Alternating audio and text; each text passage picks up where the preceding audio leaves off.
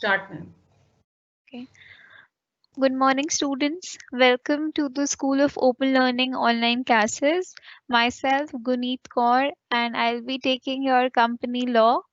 In the last class we started about articles of association. हमने last class में article of association start करा था. हमने पढ़ा कि article of association क्या होता है.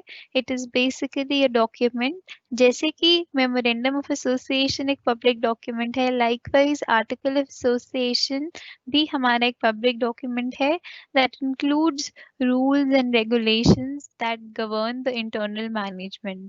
जिसके अंदर सारे रूल्स एंड रेगुलेशंस होते हैं जो हमारी इंटरनल मैनेजमेंट को एडमिनिस्ट्रेशन करते हैं। तो उसके लिए जो मेन पब्लिक डॉक्यूमेंट जो हम ऑफिशियल डॉक्यूमेंट बनाते हैं उसे हम कहते हैं articles of association. So in the previous class हमने पढ़ा कि आर्टिकल ऑफ एसोसिएशन को ऑल्ट्रेशन कब कर सकते हैं, क्या लिमिटेशन है, व्हाट इज द डिफरेंस, क्या डिफरेंस है memorandum and article of association.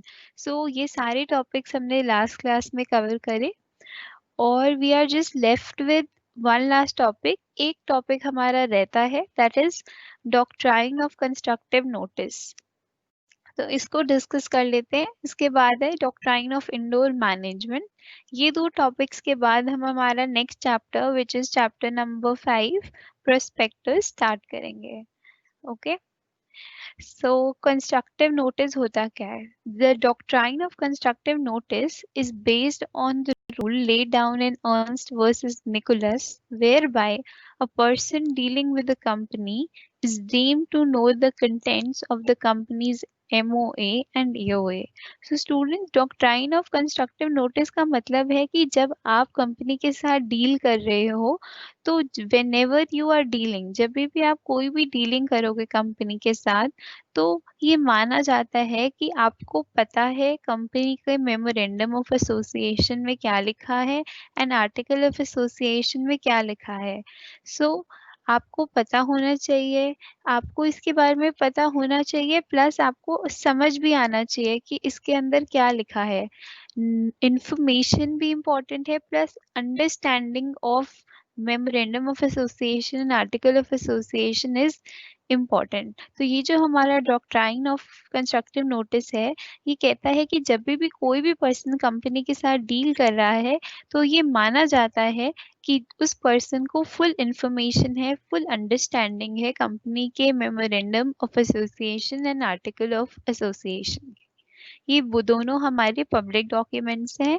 ये कोई भी पर्सन, कोई भी इन्वेस्टर, एनी पब्लिक डॉक्यूमेंट है, एनीबडी कैन रीड इट। ये कंपनी की वेबसाइट पर अवेलेबल होते हैं, पब्लिक कंपनी। सो स्टूडेंट्स, आप लोगों को डॉक्ट्राइन ऑफ कंस्ट्रक्टिव मैनेजमेंट समझ आया कि जो भी कंपनी के साथ डील कर रहा है दे should understand, they should know the meaning of both these things, MOA and AOA. Next topic is doctrine of indoor management. So the doctrine of indoor management is an exception to the rule of constructive notice.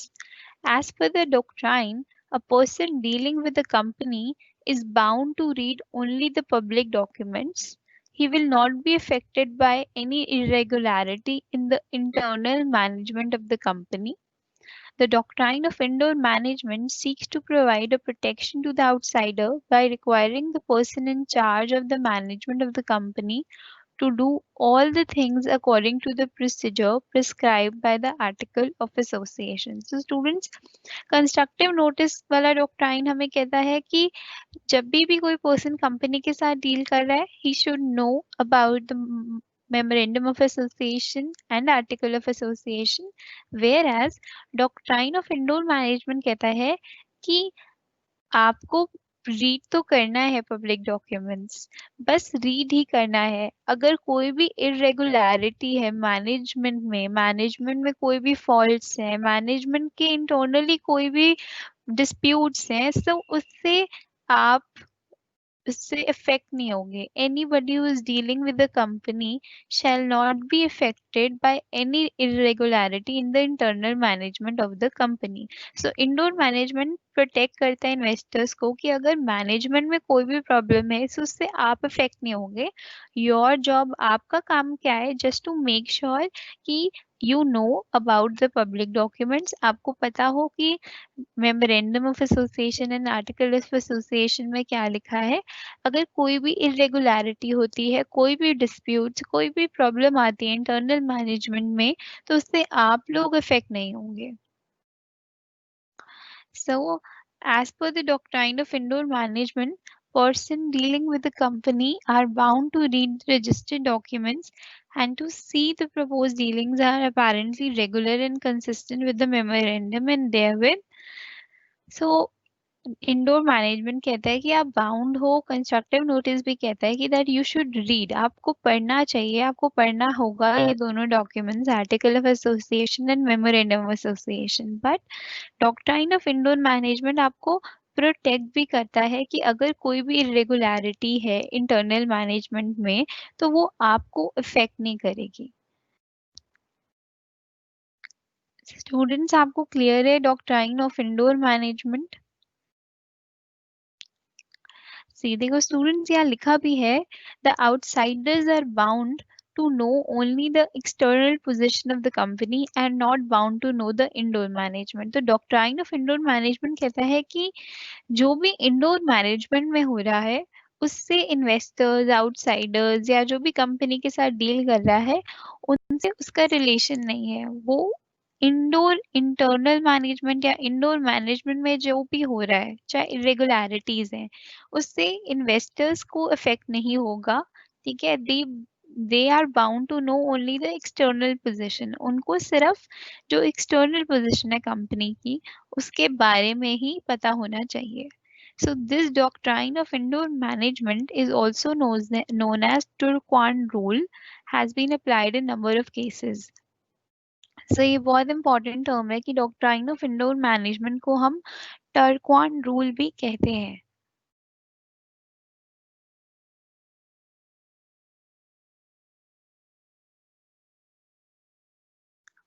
Okay students, so there are certain exceptions to this doctrine of indoor management। अब doctrine of indoor management की कुछ exceptions हैं। Number one is knowledge of irregularity। A person who has knowledge of the internal irregularity cannot claim the protection of this rule।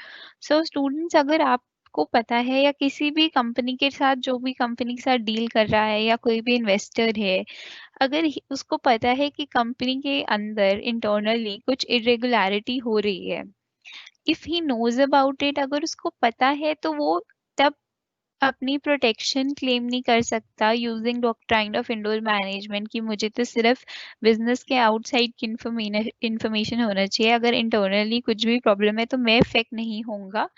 ये उसकी exception है कि if you have knowledge of irregularity, अगर आप लोगों को पता है कि बिजनेस में इंटरनल मैनेजमेंट में कुछ इरेगुलरिटीज हैं कंपनी के, then you can not claim कि आपको प्रोटेक्ट करा जाए, आपको इससे इफेक्ट ना हो, because you know about it. अगर सपोज अगर कंपनी के डायरेक्टर हैं, ठीक है, कंपनी के डायरेक्टर्स हैं, दे से कि डायरेक्टर्स हैं तो उनको तो डेफिनेटली पता होगा कंपनी में क्या इरेगुलरिटीज हैं, तो they can not ask for protection of this rule. So अगर आपको डायरेक्टर्स को इन्फॉर्मेशन है इरेगुलरिटी की, तो आप प्रोटेक्शन नहीं अपनी कह सकते कि डॉक्ट्राइन ऑफ इंडोर मैनेजमेंट कहता है कि इंटरनली कोई भी प्रॉब्लम्स हो उससे कोई भी पर्सन जो कंपनी के साथ डील कर रहा है वो अफेक्ट नहीं होगा। बट आपको अगर पता है कि इरेगुलरिटीज हैं, देन आप ये अपना जो प्रोटेक्शन है अगेंस्ट दिस रूल वो अप्लाई नहीं होगा, आप प्रोटेक्शन क्लेम नहीं कर सकते if you know about the irregularities, अगर आपको उसके बारे में पता है। So second is negligence and suspicion of irregularity, where a person dealing with the company could discover the irregularity had he made proper inquiries, he cannot claim the benefit of the rule of indoor management। So students, अगर negligence है आपके and से, अगर आपको आप पता लगा सकते थे कि कंपनी में इरेगुलरिटीज हैं, आपने प्रॉपर इंक्वायरीज नहीं करी कंपनी के डायरेक्टर्स से, सो इन दैट केस जहाँ पर आप पता कर सकते थे इरेगुलरिटीज एंड बाद में आपको पता लगता है, बट आप भी पता लगा सकते थे।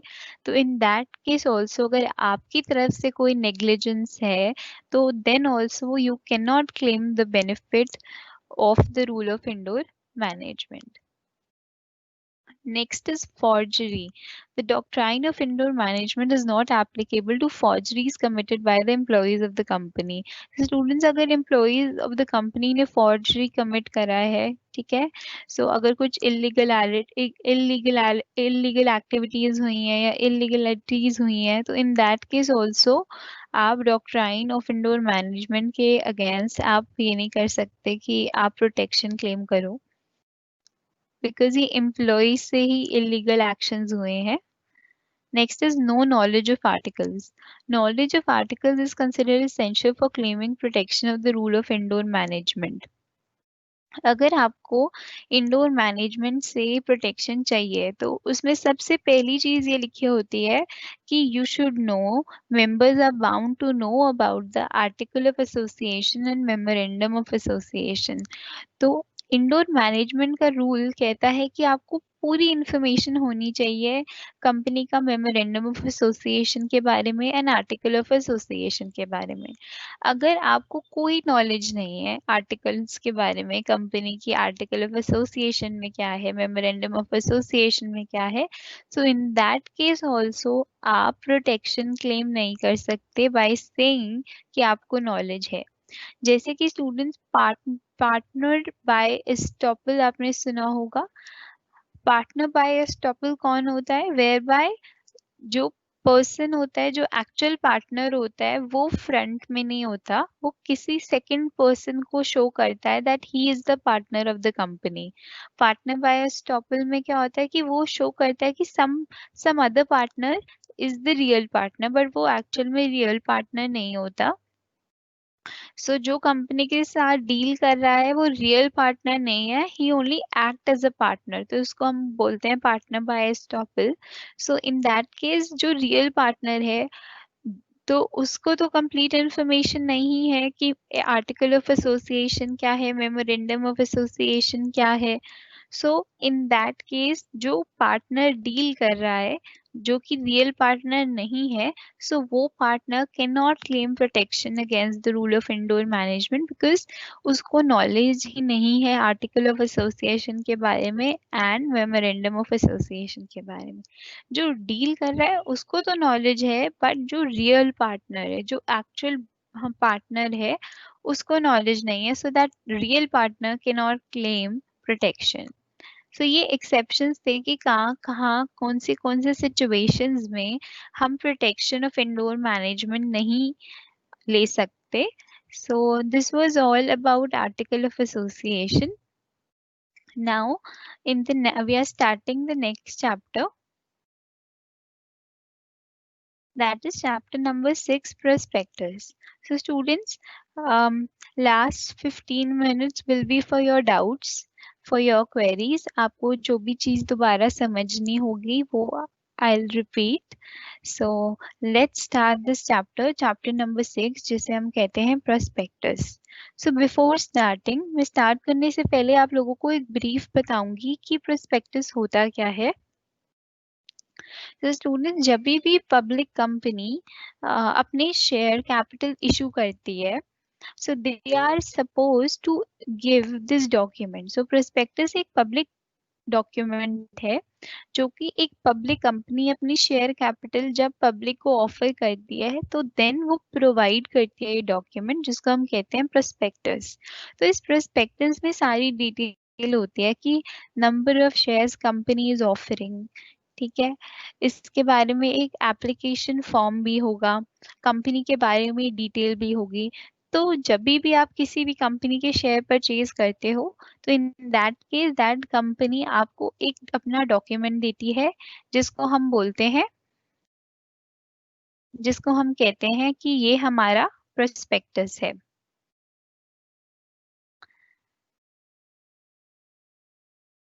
ठीक है स्टूडेंट्स, सो लेट्स स्टार्ट. अब हम धीरे धीरे स्टार्ट करते हैं कि प्रोस्पेक्टस होता क्या है, what is the meaning of prospectus, कितने टाइप्स के प्रोस्पेक्टस हैं, मिसलीडिंग प्रोस्पेक्टस क्या होते हैं, what is book building. So prospectus आपको मैंने एक ब्रीफ ओवरव्यू दे दिया कि एक पब्लिक डॉक्यूमेंट होता है।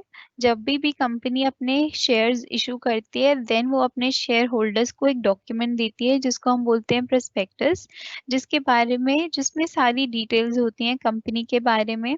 ठीक है, कंपनी के कितने शेयर्स हैं, कितने कंपनी इशू कर रही है। ओके, तो अब यहाँ पर हम स्टार्ट करते हैं। अ पब्लिक कंपनी में raise its capital by way of public offer, offer for sale, right issue और बोनस इशू और प्राइवेट प्लेसमेंट।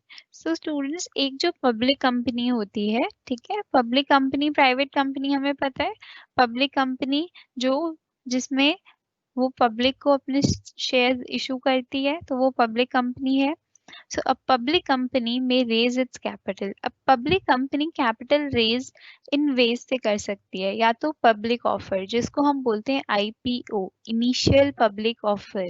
एक ये मेथड है कैपिटल रेज करने का पब्लिक कंपनी के पास। एक है offer for sale, next is right issue और bonus issue, and next is private placement. So ये सारी चीजें हम अभी पढ़ेंगे कि पब्लिक ऑफर क्या होता है, ऑफर फॉर सेल क्या होता है, राइट इशू क्या होता है, प्राइवेट प्लेसमेंट क्या होती है। So this is for public company. So public company के पास ये सारे मेथड्स हैं टू रेज कैपिटल, सोर्सेज हैं। नाउ प्राइवेट कंपनी में issue securities by way of right issue or bonus issue and private placements. So जो last two methods public company के पास है, just like that private company के पास भी right issue और bonus issue and private placement, ये दोनों ways हैं to raise capital. Okay. तो फर्स्ट ऑफ ऑल हम समझते हैं कि आईपीओ क्या होता है। सो एक पब्लिक कंपनी ने, अभी हमने पढ़ा, public company can raise capital by way of IPO. So public company को कैपिटल चाहिए तो वो आईपीओ के थ्रू रेज कर सकती है। आईपीओ होता क्या है? Initial public offer. So it is the selling of securities by the company to the public in the primary market. Students, दो मार्केट होती है, primary market, secondary market. So fresh issue वाली जो मार्केट होती है जहाँ पर first of all new shares की इशू करे जाते हैं उसको प्राइमरी मार्केट बोलते हैं। जहाँ पर एग्जिस्टिंग शेयर्स की ट्रेडिंग होती है वो होते हैं हमारी सेकेंडरी मार्केट। सो जब हम कहते हैं एक कंपनी आज अपना आईपीओ कर रही है, आईपीओ क्या कर रही है? ये कंपनी आज अपने शेयर्स को पब्लिक को ऑफर कर रही है। तो जब आप अपनी सिक्योरिटीज सेल करते हो directly by the company to the public in the primary market, इसको हम बोलते हैं इनिशियल पब्लिक ऑफर। ठीक है स्टूडेंट्स, आपने कभी न्यूज में भी पढ़ा होगा now that Facebook has started its IPO, Jio is going for IPO. जब भी एक कंपनी बहुत सक्सेसफुल हो जाती है, if it is a private company, then it has the option of converting it into a public company, and then they want to raise capital by IPO. ठीक है, जब आप पब्लिक में अपने शेयर्स ऑफर करते हो तो उसको हम बोलते हैं इनिशियल पब्लिक ऑफर। ठीक है, सिंपल मीनिंग से समझो, initial public offer when you offer your shares to the public. ठीक है। So prospectus is a document which give all the details। अब देखो यहाँ पर मीनिंग आ रहा है, जो हमारा चैप्टर है prospectus का, that prospectus is a document which give all the details about the company and the proposed issue of shares to inform, to enable informed decision by the intending investors of shares in the company। So prospectus क्या है? ये एक document है जिसमें company के बारे में सारी डिटेल्स होती हैं कि कितने शेयर्स कंपनी इशू कर रही है, सो दैट जो भी हमारे इन्वेस्टर्स हैं वो एक इन्फॉर्म डिसीजन ले सके। सो प्रोस्पेक्टस सारी डिटेल कंपनी के बारे में उसके अंदर मेंशन होती हैं। तो आईपीओ क्लियर है स्टूडेंट्स? आई होप आपको आईपीओ समझ आया। Simple, when you sell your securities, when you sell securities of the company to the public in the primary market. Next method of raising capital. अब next method क्या है? One is IPO. अगर एक public company को capital raise करना है they can go for IPO. Second method क्या है कैपिटल रेज करने का? That is offer for sale method. अब कंपनी क्या कर सकती है कि अपने जितने भी शेयर्स हैं, ठीक है, वो इशू हाउसेस, कुछ इशू हाउसेस होते हैं, कुछ बीच में इंटरमीडियरीज होते हैं, ठीक है, उनको अलॉट कर सकती हैं and then they can offer these shares to the public. Offer for sale में क्या होता है, जब आप अपने शेयर्स इशू करते हैं with the help of issue houses, आप अपने शेयर्स अलॉट कर रहे हैं इशू हाउसेस को, इशू हाउसेस फर्दर अलॉट करते हैं पब्लिक को, ठीक है। ऑफर फॉर सेल में एक और चीज है कि प्रमोटर्स जो है वो भी अपना शेयर डाइल्यूट कर सकते हैं जो भी कंपनी में है और उसको भी सेल कर सकते हैं। Clear. Offer for sale method मतलब व्हेन द कंपनी, जब कंपनी अलॉट करती है अपने शेयर्स किसको, इशू हाउसेस को, इंटरमीडियरीज को, who offer these share for sale to the public। आप डायरेक्टली पब्लिक को नहीं दे रहे, आप पहले दे रहे हो इशू हाउसेस को, इंटरमीडियरीज को, जो आगे फर्दर सेल कर रहे हैं शेयर्स को पब्लिक को, to the public. See students, public company है तो पब्लिक कंपनी में पब्लिक को ही मिलेगा, बट आईपीओ में डायरेक्टली है और ऑफर फॉर सेल में with the help of issue houses, intermediaries. Okay. Next method of raising capital by public companies, right issue। Right issue में क्या होता है? It is the offer for subscription of shares made by a public company to its existing equity shareholders as a matter of their right। तो right issue का क्या मतलब है? आपकी कंपनी में जो already existing shareholders है ना, तो आप सबसे पहले उनको ऑफर करते हो that if you want to buy more shares of the company, तो सबसे पहले आपके पास ऑप्शन है to buy that. Right issue जब आप अपने एग्जिस्टिंग इक्विटी शेयर होल्डर्स को बोलते हो या अपने एग्जिस्टिंग इक्विटी शेयर होल्डर्स को ऑफर करते हो shares. Okay. Next is private placement. Private placement क्या होता है, जब आप अपने शेयर्स प्राइवेटली इशू करते हो फ्रेंड्स को, रिलेटिव्स को, एक्विसेस ऑफ द प्रमोटर्स, जो प्रमोटर्स के नोन में है उनको, ठीक है। तो प्राइवेट प्लेसमेंट इज जब आप प्राइवेटली शेयर्स इशू करते हो फ्रेंड्स को, रिलेटिव्स को, और एक्विसेस ऑफ प्रमोटर्स मींस प्रमोटर्स की एग्रीमेंट पर किसी को, ठीक है। सो आई होप आपको ये चार टर्म्स क्लियर हो गई कि पब्लिक कंपनी कैसे कैपिटल रेज करती है, public offer, offer for sale, right issue और bonus issue, and next is private placement. So let's now देखो students, this is a flow chart. अब यहाँ पर यही हमने पढ़ा, पब्लिक कंपनी के पास कौन से मेथड्स हैं, IPO, offer for sale, right issue, private placement. अब आईपीओ में फर्दर बहुत सारे मेथड्स हैं जो हम आगे पढ़ेंगे, fix price offer, book building, series of offer, and then इसके अंडर फर्दर हमारे पास है सब डिविजन। तो ये हम सारे कुछ कवर करेंगे। तो फर्स्ट ऑफ ऑल हम आगे मूव फॉरवर्ड होते हैं with the meaning of prospectus. So prospectus क्या है? Prospectus means any document described or issued as a prospectus and includes red herring prospectus referred to in section 32। so students, ये जो red herring prospectus है ये अभी हम cover करेंगे। as of now prospectus क्या है? it's a document inviting journal public to subscribe to the share capital of a public company।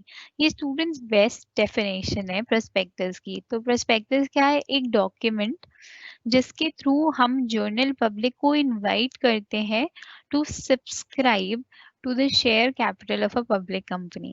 तो जब भी आप अपनी शेयर कैपिटल जो है उसको ऑफर करोगे या पब्लिक को अपने शेयर्स ऑफर करोगे, तो you can do that bye issuing a prospectus. जब भी प्रोस्पेक्टस देना, किसी को एक प्रोस्पेक्टस देना, प्रस्ताव देना to journal public to subscribe to the share capital of a public company। So this was about prospectus।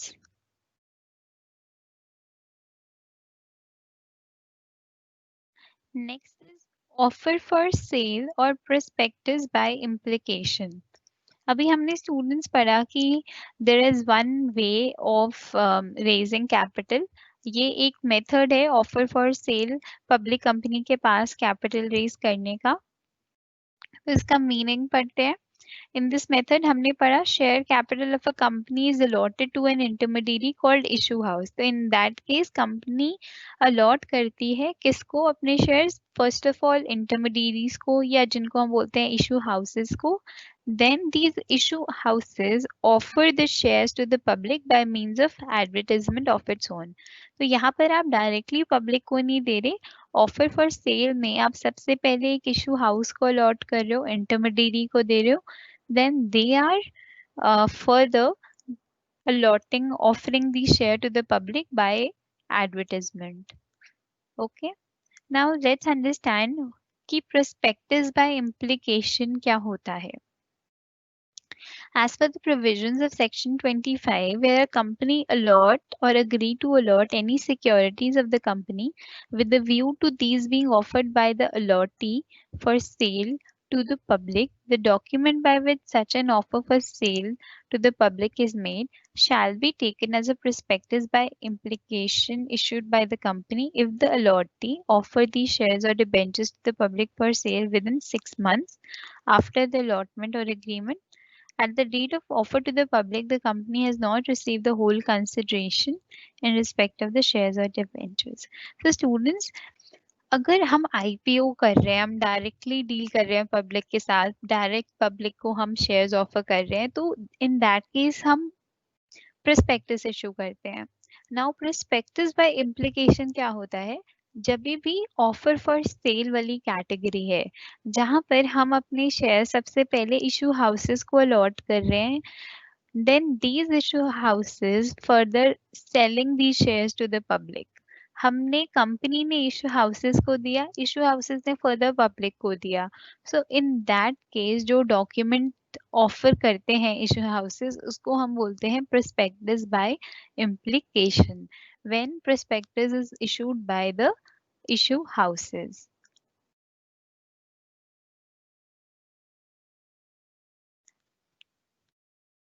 So now next topic is requirements as to prospectus.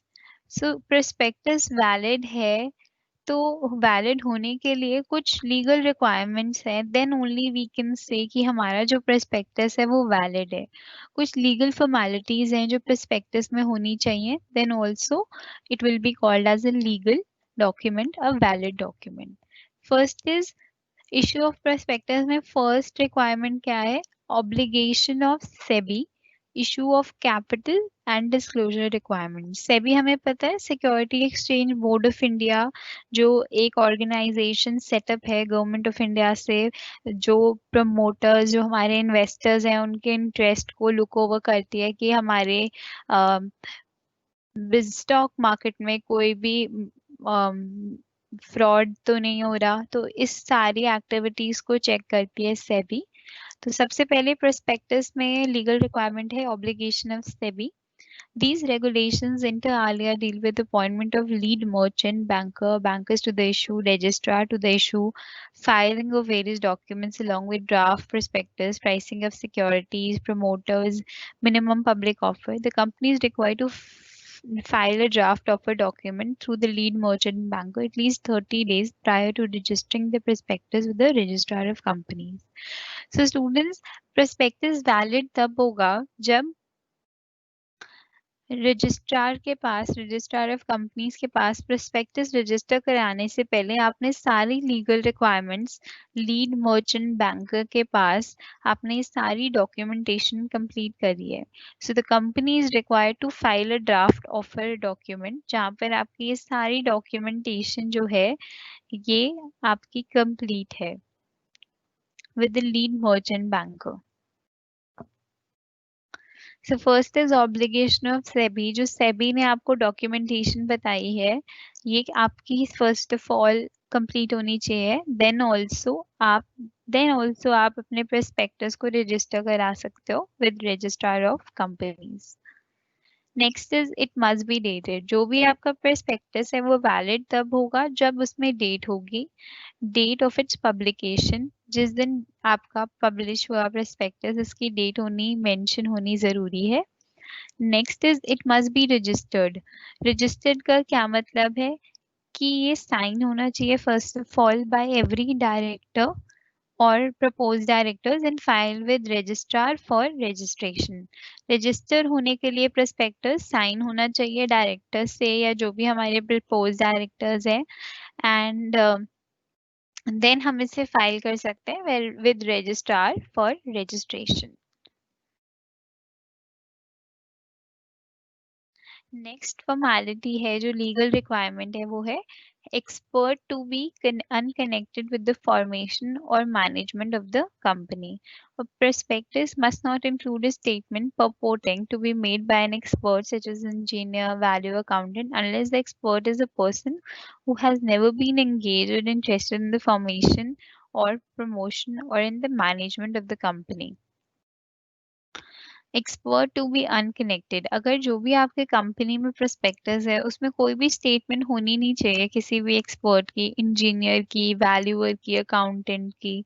ठीक है, ऐसे कोई उनकी स्टेटमेंट जो है वो कंपनी के फॉर्मेशन या मैनेजमेंट में या प्रोस्पेक्टस में इंक्लूडेड नहीं होनी चाहिए. Next is expert consent to be obtained. If the prospectus includes a statement purporting to be made by an expert, it must not be issued unless the expert was an independent person competent to make such a report. Students, first of all कह रहे हैं कि include नहीं होनी चाहिए किसी भी expert की, ठीक है?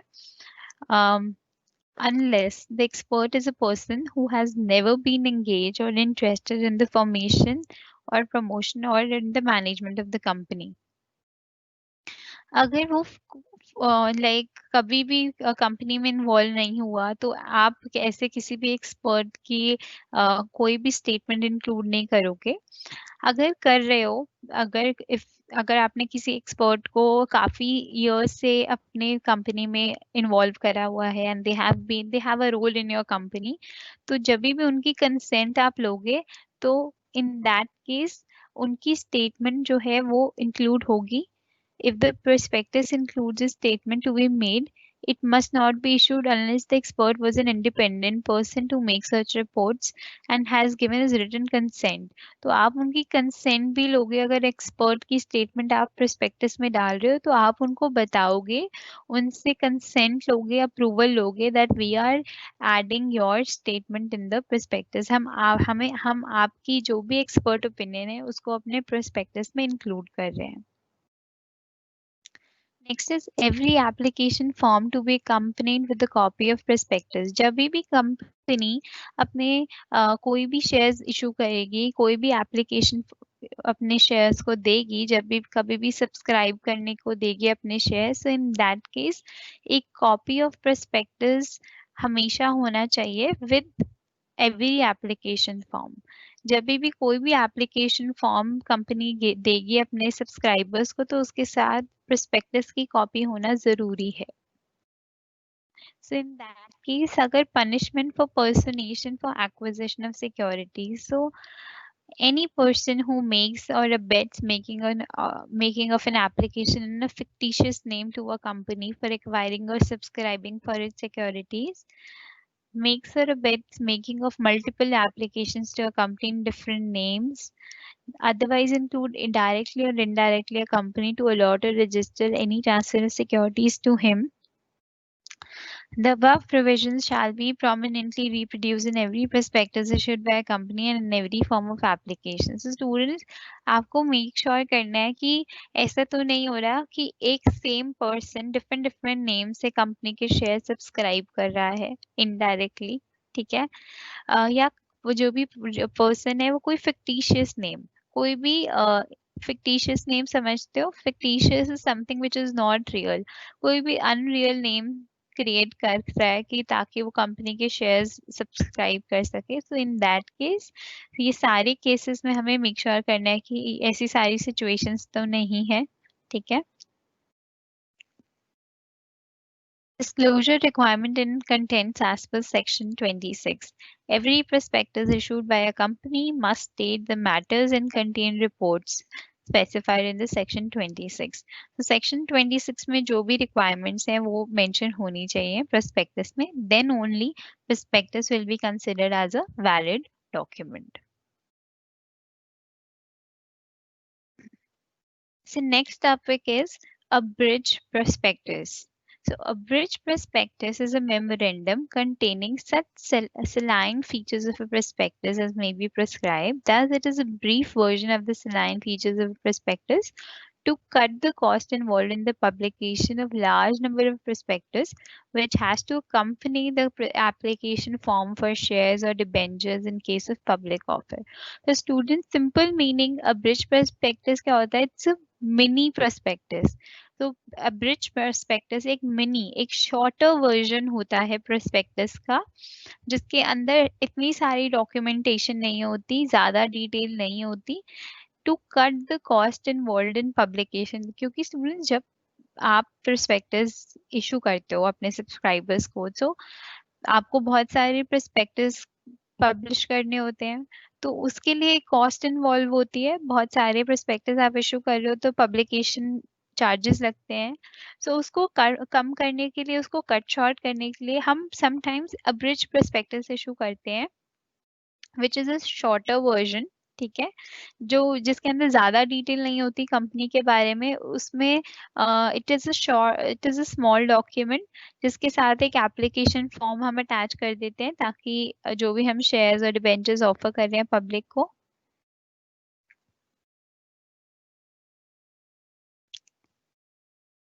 तो यहाँ पर कुछ नीचे डिटेल्स हैं कि the requirement of a bridge prospectus does not apply.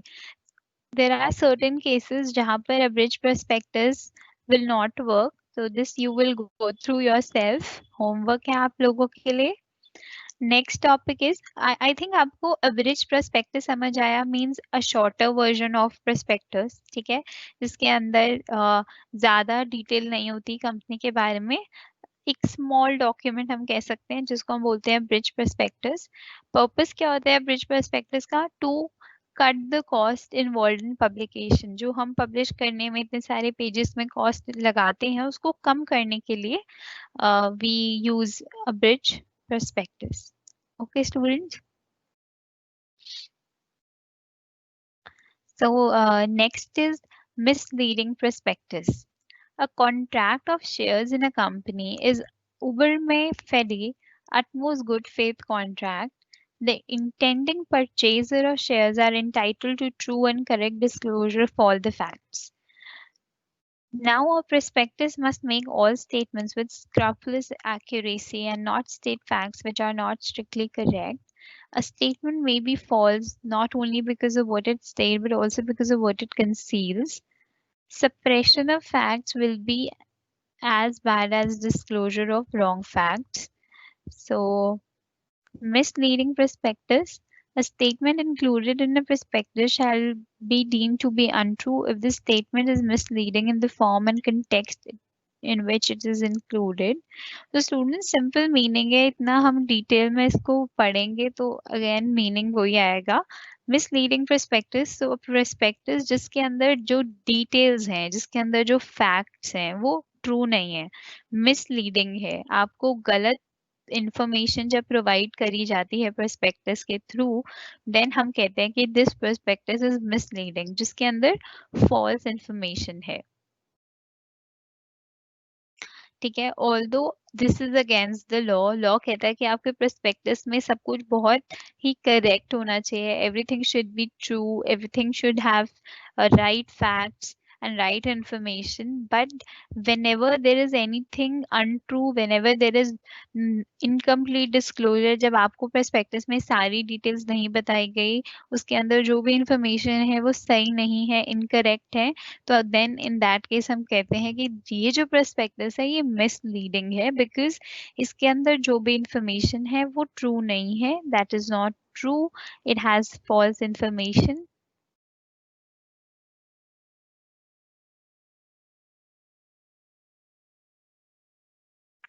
Now what is the effect of misleading prospectus?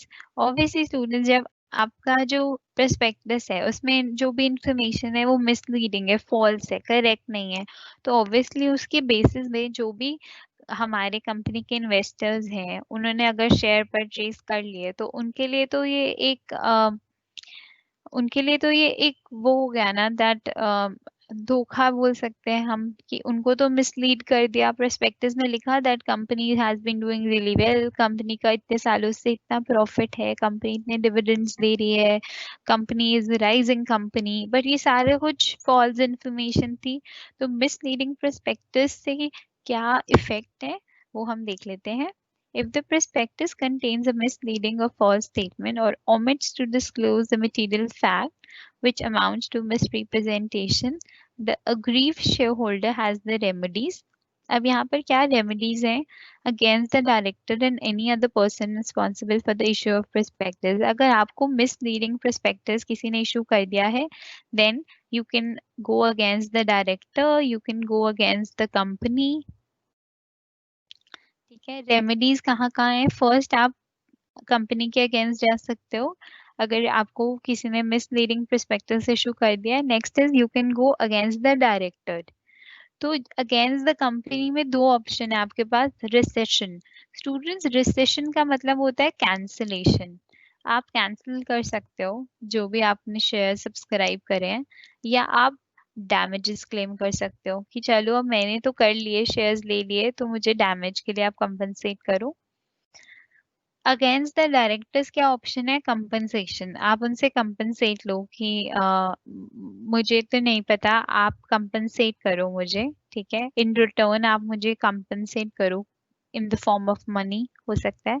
Criminal liability, you can go to the court, you can file a case against the directors. Action for deceit, तो action for deceit में हम check कर सकते हैं कि क्या हमारे पास ऑप्शंस है।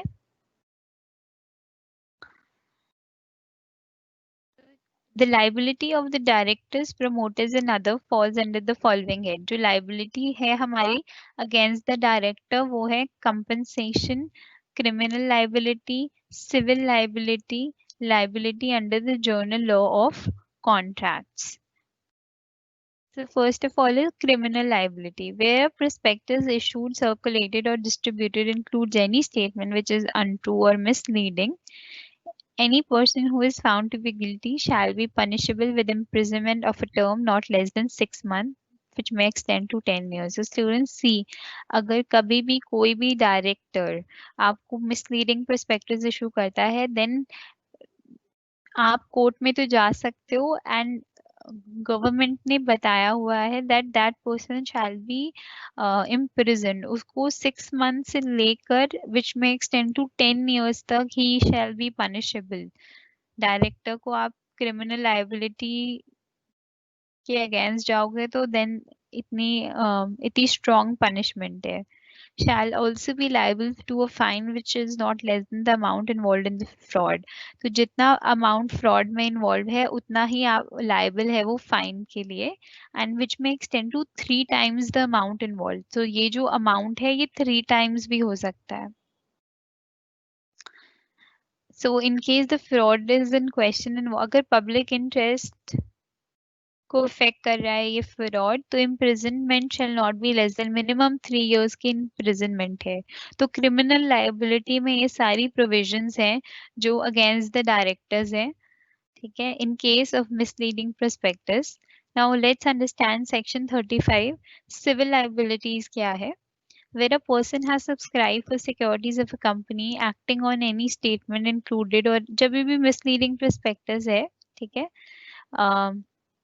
the company and every person who is a director of the company at the time of issue of prospectus has authorized himself to be named as a promoter, या director है या promoter है, shall without prejudice to any punishment to which any person may be liable, shall be liable to pay compensation to every person who has sustained loss or damage. तो student criminal liability में हमने पढ़ लिया, civil liability में compensation ही pay करना है to every person who has sustained loss or damage. So misleading prospectus issue करने में जो भी लॉस हुआ है, जिनको भी लॉस हुआ है उनको कंपनसेशन मिलेगा। और ये कौन पे करेगा? डायरेक्टर्स भी कर सकते हैं, प्रमोटर्स भी कर सकते हैं, या जिसने भी एनी ऑथराइज पर्सन जिसने भी प्रोस्पेक्टस इशू करा है। Defences available, liability under general law, liability of the company, right of accession. Okay students, so हम फर्स्ट ऑफ ऑल ये वाला टॉपिक और कवर करते हैं, then we'll do rest in the next class. So देखते हैं कि क्या क्या डिफेंस अवेलेबल है. The person sued for damages and can escape liability for damages by successfully pleading. अब आपके पास तो राइट्स हैं, क्रिमिनल लाइबिलिटी है, सिविल लाइबिलिटी है, केस करने का अगेंस्ट द डायरेक्टर और द प्रमोटर जिन्होंने भी आपको प्रोस्पेक्टस इशू करा. नाउ जिनके अगेंस्ट केस हुआ, द डायरेक्टर्स और द प्रमोटर्स, उनके पास भी कुछ डिफेंस अवेलेबल है. वो कैसे अपनी लाइबिलिटी से बच सकते हैं, तो उनके पास भी फ्यू वेज हैं. Number one, authority of an expert. He made the statement on the authority of an expert whom he believed to be competent and that the expert had given his consent and had not withdrawn it. तो students, अगर जो promoter और director ने prospectus में mention करा है वो किसी एक्सपर्ट के स्टेटमेंट पे बिलीव करके करा, तो इन दैट केस वो they can escape from the damages. Then उनको वो अपना डिफेंस प्रूव कर सकते हैं कि जो भी हमने मेंशन करा है प्रोस्पेक्टस में वो हमने किसी एक्सपर्ट के ओपिनियन के बेस पर करा है. Second is reasonable ground for belief.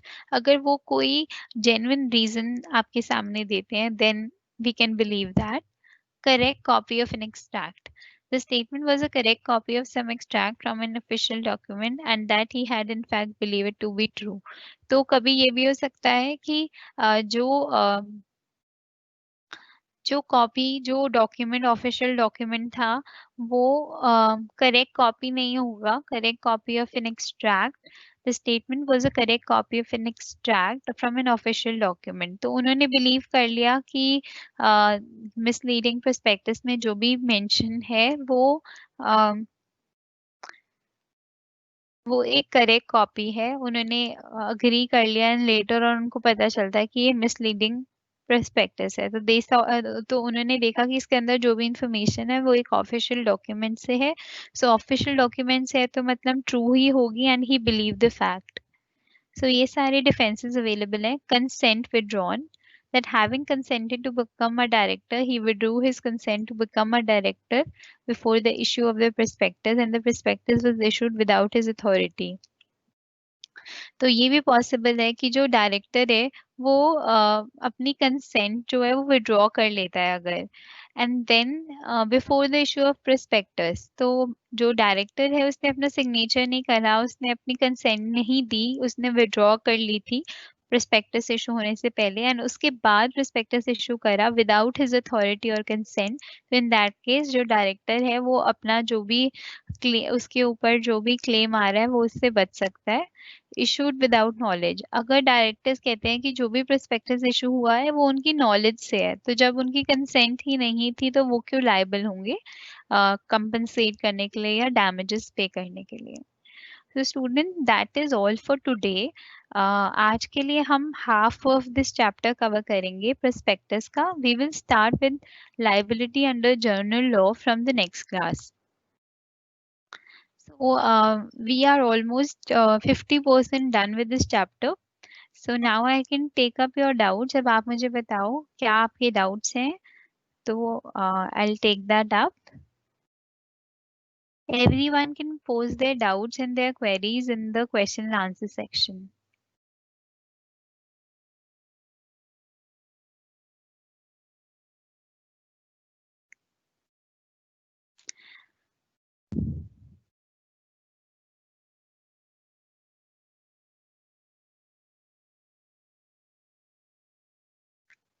Name of the second chapter is kinds of companies.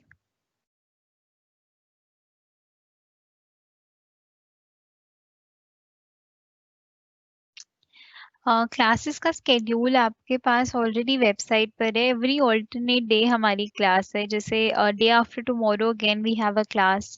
So 22, 24, 26 every alternate day we have a class. Don't worry, I will make sure कि आपका maximum subject cover हो जाए, complete हो जाए. Okay, doctrine of constructive notice. तो students, doctrine of constructive notice कहता है कि जो भी कंपनी के साथ डील कर रहा है, they should know about the article of association and management of association of the company. जो भी person, it could be a investor भी हो सकता है, या कोई भी कंपनी के साथ जो भी डील कर रहा है, कोई भी मेंबर है या कंपनी का सब्सक्राइबर है, they should understand the article of association and memorandum of association.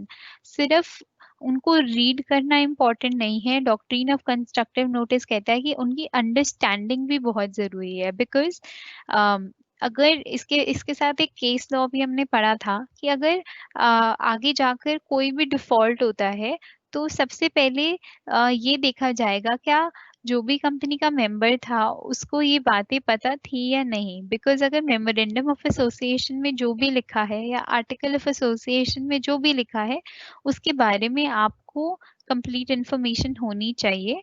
Because company में कुछ भी उन दोनों चीजों के अगेंस्ट कुछ भी नहीं होगा। ये हमारे हेड्स हैं, या ये कह लो, या मेन डॉक्यूमेंट्स हैं जिसमें रूल्स एंड रेगुलेशंस होते हैं और ऑब्जेक्टिव्स होते हैं। सो कंस्ट्रक्टिव नोटिस सेज कि जो भी कंपनी के मेंबर्स हैं, they should understand both these documents.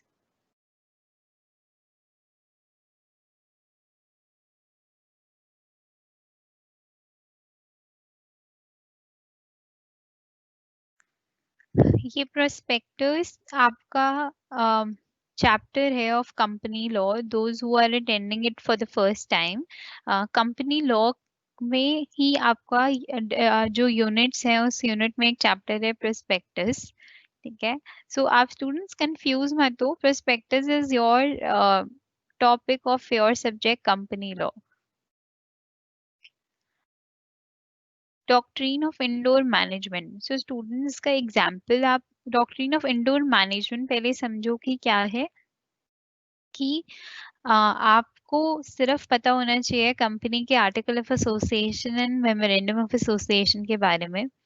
The person dealing with the company, जो भी कंपनी के साथ डील कर रहा है, they are not connected with the internal affairs of the company। अगर कंपनी में कोई भी irregularities है, जैसे सपोज एग्जांपल इसका क्या है, जैसे मैनेजमेंट में कोई डिस्प्यूट चल रहा है। ठीक है। मैनेजमेंट, इंटरनल मैनेजमेंट में कोई डिस्प्यूट चल रहा है, इंटरनल मैनेजमेंट में कोई प्रॉब्लम्स हो रही हैं, तो इससे जो कंपनी के शेयर होल्डर्स हैं, या इससे कंपनी के जो भी सब्सक्राइबर्स हैं, ठीक है, जो कंपनी के इन्वेस्टर्स हैं, वो अफेक्ट नहीं होंगे। इंटरनल मैनेजमेंट में कोई भी कॉन्फ्लिक्ट हो, कोई भी प्रॉब्लम्स हो, उससे जो भी कंपनी के इन्वेस्टर्स हैं वो अफेक्ट नहीं होंगे। वो प्रोटेक्शन क्लेम कर सकते हैं कि because of doctrine of indoor management we are just, हम सिर्फ कंपनी के आउटसाइड एक्टिविटीज से कनेक्टेड हैं। हमें सिर्फ कंपनी के जो आउटसाइड चीजें हैं वो दिख रही हैं। We are not connected with the indoor management. हमें पता ही है कि कंपनी के ऑब्जेक्टिव्स क्या है। जैसे एग्जाम्पल ये हो गया स्टूडेंट्स, जैसे कंपनी का ऑब्जेक्टिव है that that they will not use any plastic packaging. ठीक है, they will only use the recycle paper. एक एक हाइपोथेटिकल एग्जांपल बता रही हूँ मैं। ये कंपनी का ऑब्जेक्टिव है that for supplying their products they will use recycle packaging. ठीक है, they will not use plastic. Now internally हमें कंपनी के ऑब्जेक्टिव्स में हमने पढ़ लिया that company is a very eco friendly company. ये तो हम एज एन इन्वेस्टर हमने कंपनी के मेमोरेंडम में पढ़ लिया, तो हम मान के चलते हैं कंपनी में ऐसा ही हो रहा होगा। नाउ इंटरनल मैनेजमेंट में हम हमें पता लगता है, अगर इंटरनल मैनेजमेंट में ऐसा हो रहा है that they are not following this policy, वो इको फ्रेंडली प्रोडक्ट्स नहीं यूज कर रहे, इको फ्रेंडली पैकेजिंग नहीं है, तो कंपनी में इंटरनल मैनेजमेंट में अगर कुछ इरेगुलरिटीज हैं, उस पे अगर कोई लीगल क्लेम आता है, कोई कोर्ट केस होता है कंपनी पर, जिसके रीजन क्या है, कंपनी की इंटरनल मैनेजमेंट की मिस्टेक है। So in that case doctrine of indoor management में आप अपनी प्रोटेक्शन ले सकते हो कि हम तो इन्वेस्टर्स हैं, हमें सिर्फ कंपनी के एमओए एंड एओए के बारे में ही पता होना चाहिए। जो कंपनी की इंटरनल एक्टिविटीज है उससे हम इफेक्ट नहीं होंगे। सो इन दैट केस कोई भी क्लेम कंपनी पे आता है, then you guys are not responsible. तो doctrine of indoor management protect करता है अपने इन्वेस्टर्स को if there are any irregularities in the internal management. In the last class, we talked about article of association. Chapter 6 की PDF, I will share it in the next class.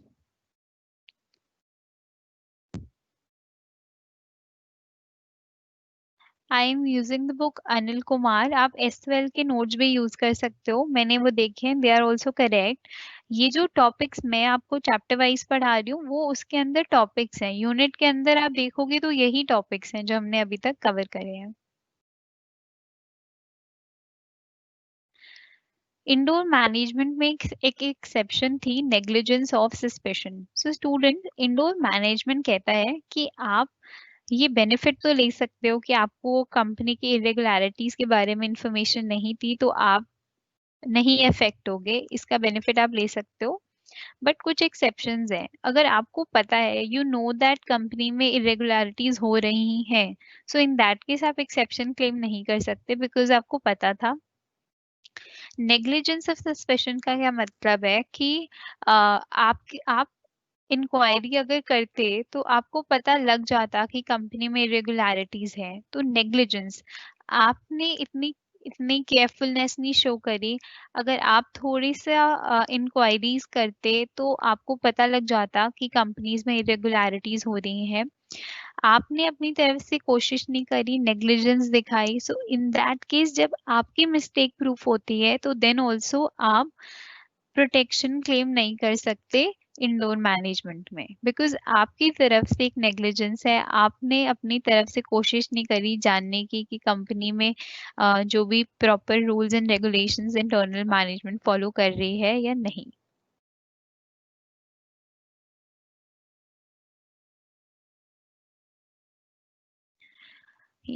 कोई time period ऐसे specific नहीं है कि ammo and AOA को आपको इतने time period में ऑल्टर करना है, you can do it any time. ऐसा नहीं है कि you have to do it first 10 years या स्टार्टिंग के 5 years में ही आप ऑल्टर कर सकते हो, you can alter any time MO and AOA, except कि कुछ प्रोविजंस हैं जो आपको फॉलो करनी है, जो हमने पढ़े ही थे। एमओए में नेम क्लॉज के प्रोविजन है, सिचुएशन क्लॉज के प्रोविजन है। सिमिलरली एओए में भी हमने प्रोविजंस पढ़े, कुछ लिमिटेशंस थी। So by passing a special resolution any time कोई टाइम पीरियड फिक्स नहीं है, आप एमओ एंड एओए को आप ऑल्टर कर सकते हो। I will share the PDF in the next class. Next class में मैं फिर से सारे चैप्टर्स के आपको लिंक्स शेयर कर दूंगी।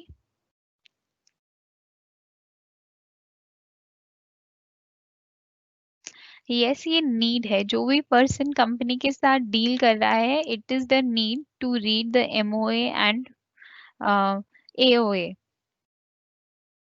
प्रोस्पेक्टस भी रीड करना चाहिए, बट प्रोस्पेक्टस के लिए कोई इतनी वो इम्पोर्टेंट वो नहीं है कि प्रोस्पेक्टस, ऑब्वियसली आप शेयर्स किसी कंपनी के खरीद रहे हो तो प्रोस्पेक्टस तो ऑब्वियसली आपको रीड करना चाहिए।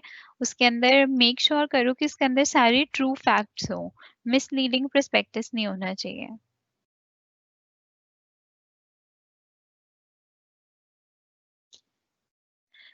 स्टूडेंट्स, ये लॉन्ग प्रोसेस नहीं है, आपको सिर्फ दो पब्लिक डॉक्यूमेंट रीड करने हैं, MO and DOA. It is important. देखो, if you don't read it, आप कंपनी के ऑब्जेक्टिव्स कितने हैं, कंपनी की कितनी शेयर कैपिटल है, कंपनी ग्रोइंग कंपनी है या नहीं, कंपनी कितने डिविडेंड्स पे कर रही है, if you don't read it now, आप अभी अगर इसको लॉन्ग प्रोसेस सोच कर रीड नहीं करोगे तो इसमें लॉस किसका होगा? ऑब्वियसली आपका होगा। फ्यूचर में जाके कंपनी के साथ फिर अब आप कंपनसेशन क्लेम करते रहोगे, क्रिमिनल लाइबिलिटी चार्ज करोगे, कोर्ट केसेस करोगे अगेंस्ट द कंपनी में, अगर हम, बिकॉज अगर इंफॉर्मेशन गलत जाती है कंपनी की तो आपने तो शेयर सब्सक्राइब कर लिए, आपने अपने पैसा इन्वेस्ट कर दिया कंपनी में। So this is not a long process, it is a very important process.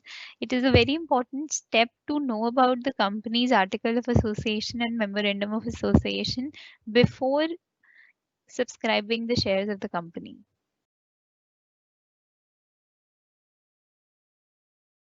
Yes, आपके एग्जाम में सारा सिलेबस आएगा, entire company law will come.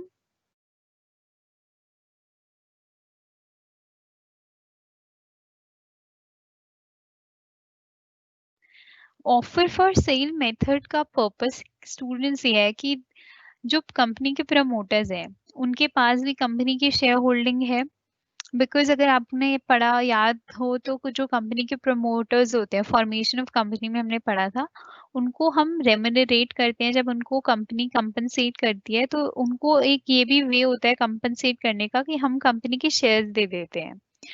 Now offer for sale में प्रमोटर्स के पास एक वे होता है अपनी शेयर होल्डिंग को डाइल्यूट करने का। अगर वो कंपनी के शेयर्स नहीं रखना चाहते, कंपनी के शेयर्स को सेल करना चाहते हैं, तो they can do so by offer for sale method. तो प्रमोटर्स के पास ये एक तरीका होता है अपनी शेयर होल्डिंग को डाइल्यूट करने का, जब वो अपने शेयर्स को इशू हाउसेस को सेल कर देते हैं and they further allot the shares to the public.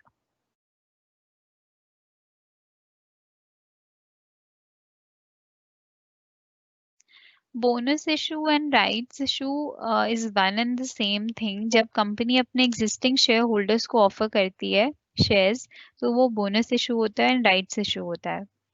Right issue मतलब ऑफर करना अपने एग्जिस्टिंग शेयर होल्डर्स को कि जी हम अपनी कंपनी के शेयर्स दे रहे हैं, पब्लिक में शेयर कर रहे हैं, पब्लिक को ऑफर कर रहे हैं, तो सबसे पहले हम आपको ऑफर करना चाहते हैं। राइट इशू कि आप खरीदना चाहते हो, ठीक है। बोनस इशू या बोनस शेयर्स वो होते हैं जो फ्री में कंपनी दे देती है।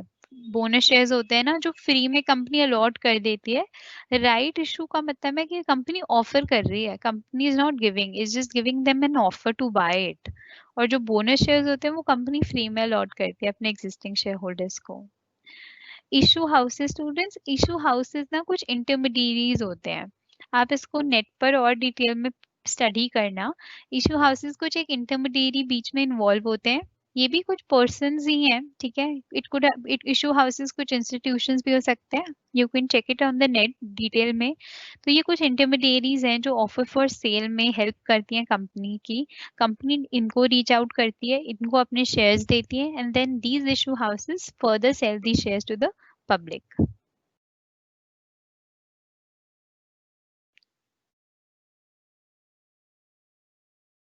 Requirement as to prospectus student, prospectus की रिक्वायरमेंट जैसे प्रॉपरली रजिस्टर, जो हमारा प्रोस्पेक्टस है वो रजिस्टर होना चाहिए, साइंड होना चाहिए। जो भी डॉक्यूमेंटेशन है, जैसे कि जितने भी डॉक्यूमेंट्स हमने पढ़े थे मर्चेंट बैंकर के थ्रू होने चाहिए डॉक्यूमेंटेशन, वो सारे डॉक्यूमेंटेशन होने के बाद प्रोस्पेक्टस हमें रजिस्ट्रार ऑफ कंपनीज में रजिस्टर कराना है। तो ये जो सारी रिक्वायरमेंट्स हैं ये हमारी फुलफिल होनी चाहिए अगर हम प्रोस्पेक्टस को वैलिड कंसिडर कराना चाहते हैं।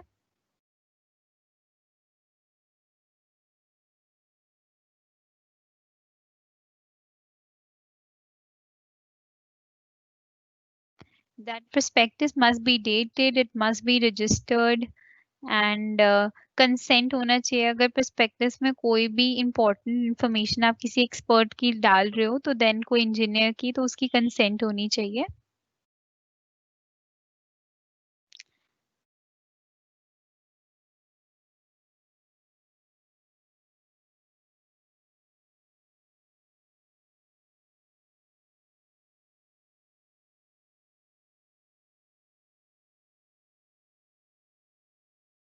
What is IPO? IPO is initial public offer students. जब कंपनी अपने शेयर्स डायरेक्टली पब्लिक में ऑफर करती है तो उसको हम बोलते हैं आईपीओ, इनिशियल पब्लिक ऑफर। जब आप डायरेक्टली अपनी कंपनी के शेयर्स पब्लिक को ऑफर करते हो that is IPO.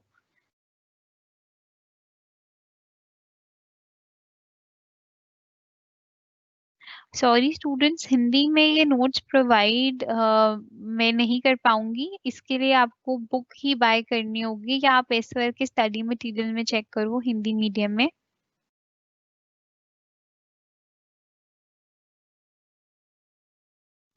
I will provide the notes in the next class.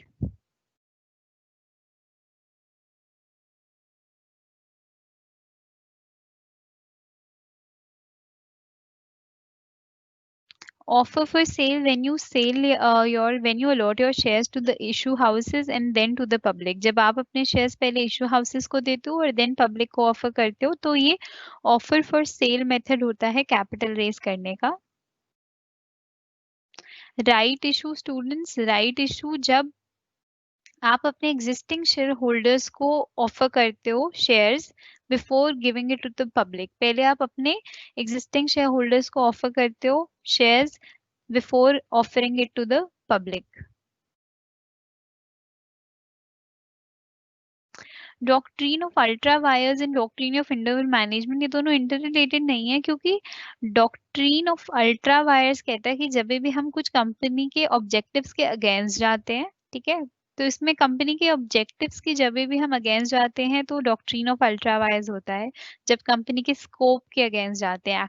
और डॉक्ट्रिन ऑफ इंडोर मैनेजमेंट कहता है कि जब भी इंटरनल मैनेजमेंट में कोई डिस्प्यूट हो, तो they both are different, they are not related. तो आई थिंक एग्जाम्स की डेट शीट आपके पास है। I think I have answered most of your question students, and I have also limitation of time. Don't worry, जो भी आपकी concerns है related to corporate well, related to all the previous chapters, I will take them up but in the last sessions. अभी अभी strategy यही है कि हम चैप्टर को कवर करें, कोर्स को कवर करें जितना हम कवर कर सकते हैं मैक्सिमम। जो भी हमारे लास्ट 2-3 क्लासेस होंगी दिसंबर वाली, उसमें I will take up your doubts related to your previous chapters. So as of now आपको notes in the next class में मिल जाएंगे, ये वाले चैप्टर के भी। I will upload it today. So that's all for today. Thank you so much for your time, and I will see you in the next class day after tomorrow, 22nd को same time 10 o'clock in the morning we will meet. So make sure आप लोग कोई भी class miss मत करना, because we are covering almost we're trying to cover कि हम जितना maximum cover कर सके syllabus को. Okay, thank you so much. Have a good day. Thank you ma'am. Thank you, ma'am. मैं आपकी क्लास को एंड कर रही हूँ, ठीक है ma'am? Okay, ma'am. Thank you. Okay.